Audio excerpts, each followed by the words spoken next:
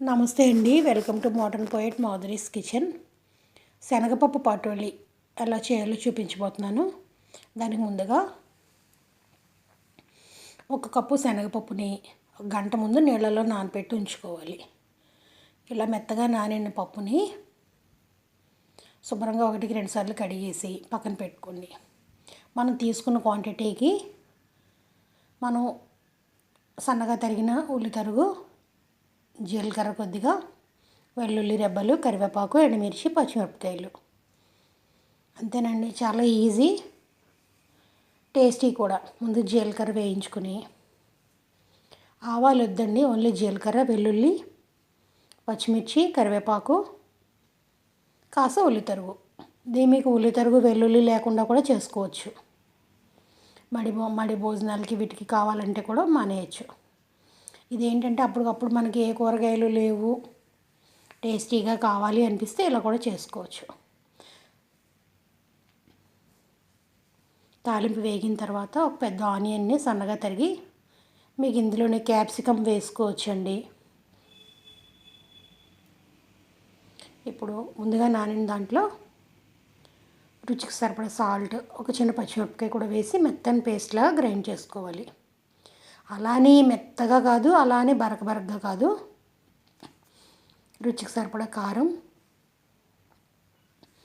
మరీ పచ్చిమిర్చి వేసుకుంటే కారం సరిపోదు. అలానే ఒక ఎండుమిరపకాయలు కారము, ఎర్రకారం కూడా టేస్ట్ రాదు, అన్నీ వేసుకోవాలి. ఇలా రుబ్బిన ముద్దని ఉల్లి వేగిన తర్వాత ఇది వేసేసుకొని 1-2 సార్లు బాగా కలిపేసి మూత పెట్టేసుకోవాలి.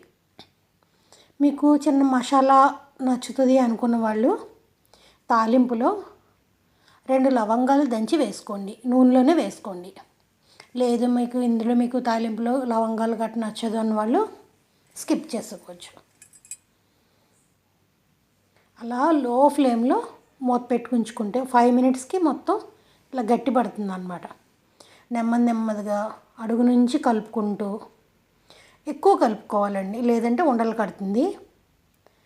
బాగా అలా కలుపుకుంటూనే ఉండాలి.